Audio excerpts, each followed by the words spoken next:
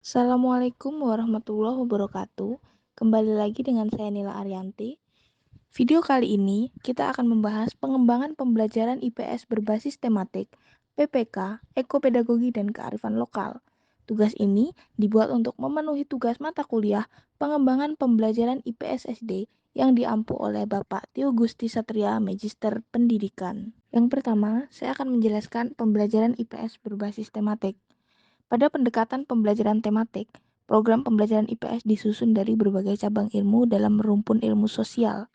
Pengembangan pembelajaran tematik dalam hal ini dapat mengambil suatu topik dari suatu cabang ilmu tertentu, kemudian dilengkapi, dibahas, diperluas, dan diperdalam dengan cabang-cabang ilmu yang lain.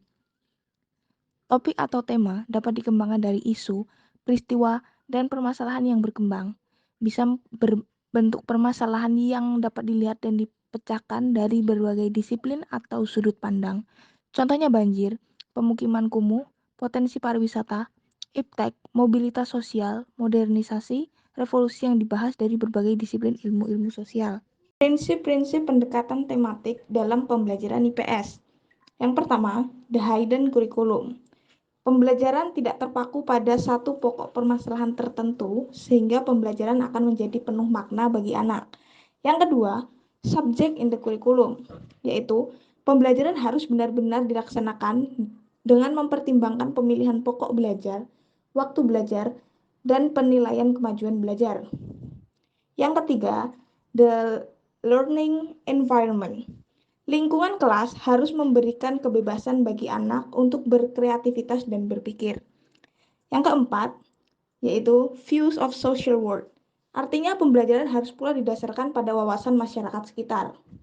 Dan yang terakhir adalah value and attitude. Pembelajaran ditekan selanjutnya yaitu karakteristik pendekatan tematik. Yang pertama, IPS merupakan gabungan dari unsur-unsur geografi, sejarah, ekonomi, hukum dan politik, kewarganegaraan, sosiologi, bahkan juga bidang humaniora, pendidikan, dan agama. Oleh sebab itu, pendekatan tematik dalam pembelajaran IPS harus mencakup ruang lingkup tersebut.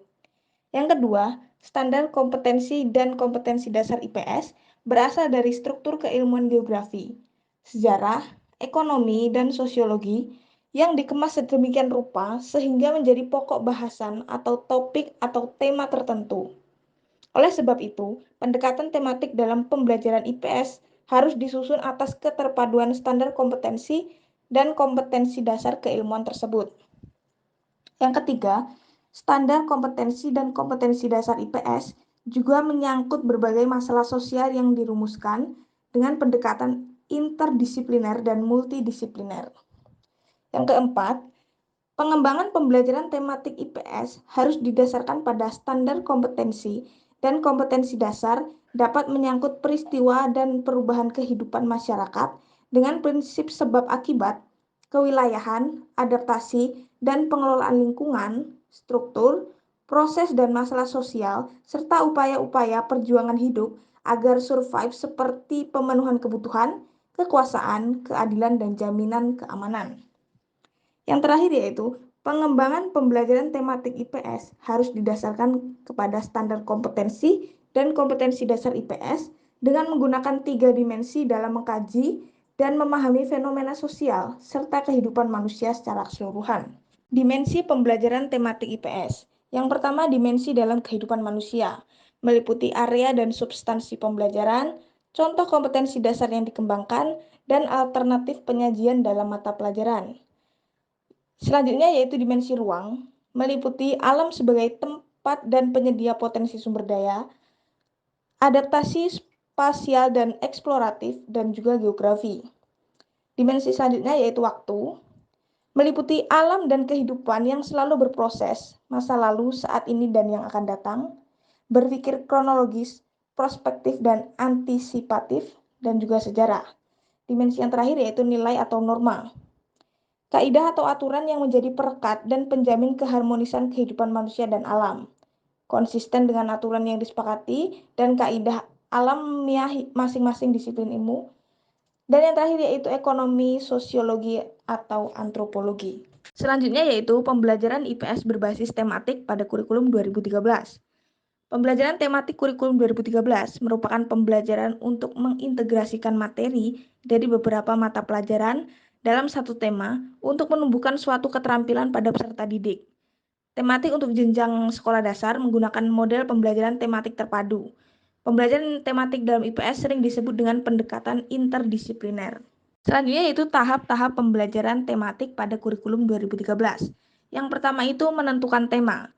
Dimungkinkan untuk disepakati bersama dengan peserta didik. Yang kedua, mengintegrasikan tema dengan kurikulum yang berlaku, mengedepankan dimensi sikap, pengetahuan, dan keterampilan. Yang ketiga yaitu mendesain rencana pembelajaran. Tahap ini mencakup pengorganisasian sumber dan aktivitas ekstrakurikuler dalam rangka mendemonstrasikan kegiatan dalam tema. Yang keempat yaitu aktivitas kelompok dan diskusi untuk memberikan peluang berpartisipasi dan mencapai berbagai perspektif dari tema. Hal ini dapat membangun guru dan peserta didik dalam mengeksplorasi subjek. Selanjutnya, pembelajaran tematik IPS SD dalam penguatan pendidikan karakter. Dalam mengembangkan pendidikan karakter, tentunya harus diawali dengan perencanaan, pelaksanaan, dan evaluasi. Perencanaan yang dilakukan dalam pengimplementasian pendidikan karakter bisa dengan pembuatan silabus dan RPP untuk proses kegiatan pembelajaran di kelas. Pelaksanaan pendidikan karakter diwujudkan melalui proses pembelajaran, pembiasaan, dan budaya karakter yang dilakukan untuk menanamkan nilai karakter positif pada peserta didik. Penilaian karakter pada pembelajaran IPS yang terintegrasi dengan mata pelajaran lain dapat dinilai pada saat pembelajaran berlangsung. Kesesuaian pembelajaran yang terintegrasi dengan pendidikan karakter meliputi 11 nilai karakter, di antaranya yaitu religius, toleransi, disiplin, kreatif, demokratis, rasa ingin tahu, semangat kebangsaan, menghargai prestasi, bersahabat, senang membaca, dan peduli lingkungan. Selanjutnya yaitu ekopedagogi. Ekopedagogi dapat diartikan sebagai gerakan akademik untuk menyadarkan para peserta didik menjadi seorang individu yang memiliki pemahaman, kesadaran, dan keterampilan hidup selaras dengan kepentingan pelestarian alam. Lingkungan merupakan sarana bagi seseorang dalam mempercayai nilai yang kemudian membentuk sikapnya. Menurut Goleman, kemampuan kita untuk beradaptasi terhadap ceruk ekologis tempat kita berada disebut dengan kecerdasan ekologis. Ekopedagogi juga digunakan sebagai pendekatan dalam pembelajaran yang menjadikan para siswa sebagai pembelajaran yang mandiri, otonom, mampu mengembangkan potensi belajarnya berdasarkan pengalaman yang dibawa dari luar kelas, serta menyadari bahwa setiap tindakannya akan berdampak pada diri dan lingkungannya. Ekopedagogi juga dapat mengarahkan dan melatih siswa untuk menanamkan rasa ingin tahu yang lebih mendalam terhadap masalah isu-isu lingkungan saat ini. Selanjutnya yaitu ekopedagogi pada pembelajaran IPS. Ekopedagogi dapat diimplementasikan melalui mata pelajaran IPS yang dikemas dalam pembelajaran kooperatif berbentuk permainan atau games, yang di dalamnya mengandung unsur kerjasama sekaligus persaingan yang berbeda dengan konsep dan persaingan model kapitalisme. Selain itu, menurut Supriyatna, dalam konteks ekopedagogi, kurikulum dalam pembelajaran IPS harus dikembangkan dan disesuaikan dengan situasi dan kondisi lingkungan setempat, budaya lingkungan sekolah dan budaya sekitar, latar belakang peserta didik, dan mengangkat isu-isu lingkungan yang berkembang di daerah setempat. Ekopedagogi sebagai pedagogi kritis telah mendapat tempat dalam kurikulum sebagai sebuah tindakan praksis. Pembelajaran IPS yang berusaha untuk membangun kecerdasan ekologis peserta didik harus diarahkan untuk berpikir kritis yang dibangun dan berangkat dari persoalan dan isu-isu daerah setempat. Konsep sustainable serta pandangan visioner ke depan dapat dibangun melalui pembelajaran IPS yang transformatif, yaitu pembelajaran yang bisa mengubah dari pembelajaran hanya mementingkan kepentingan sendiri menjadi kepentingan diri bersama lingkungan. Yang terakhir yaitu pembelajaran IPS berbasis kearifan lokal. Pembelajaran etnopedagogi berfokus mengkaji tentang masalah-masalah lokal yang terjadi dan dialami oleh masyarakat pada kehidupan yang nyata. Dengan demikian, kajian pembelajaran terfokus pada persoalan yang terjadi di masyarakat, yaitu pembelajaran yang terfokus pada persoalan-persoalan lokal yang ada di masyarakat dan proses pembelajarannya secara rinci dan jelas memasukkan studi masyarakat setempat.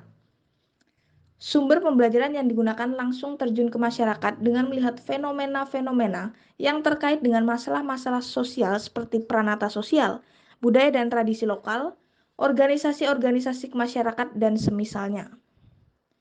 Proses pembelajaran pada mata pelajaran IPS yang mengintegrasikan masalah-masalah dari lingkungan masyarakat lokal sehingga pembelajaran berlangsung dapat diaplikasikan pada kehidupan yang nyata dialami oleh siswa.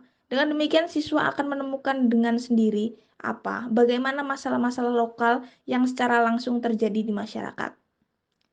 Penekanan pembelajaran menekankan kehidupan yang terjadi pada kehidupan nyata dialami sehingga siswa mampu mandiri untuk menyelesaikan masalah-masalah sosial, masalah-masalah lokal yang terjadi pada kehidupan masyarakat. Proses eksplorasi nilai-nilai kearifan lokal melibatkan siswa dalam memeriksa dan menjelaskan nilai-nilai mereka sendiri dan orang lain dalam kaitannya dengan isu-isu di masyarakat. Siswa juga akan memeriksa nilai-nilai kolektif yang berbasis sistem struktur. Nilai eksplorasi biasanya dimulai dengan siswa mengidentifikasi dan menjelaskan posisi nilai dalam kaitannya dengan konsep atau masalah. Dengan mengidentifikasi dan menjelaskan posisi nilai-nilai ini, siswa dapat mengkritik sudut pandang tertentu dan merefleksikan posisi mereka sendiri, mengevaluasi kembali dalam temuan mereka secara jelas. Mereka juga bisa memahami tentang cara-cara di mana masyarakat mencoba untuk menangani konflik nilai dan berusaha untuk melihat beberapa kesepakatan tentang nilai-nilai yang mendasari dalam rangka membangun dasar untuk orang-orang dan kelompok untuk yang hidup bekerja bersama-sama. Sekian penjelasan dari saya, kurang dan lebihnya saya mohon maaf. Saya akhiri. Wassalamualaikum warahmatullahi wabarakatuh.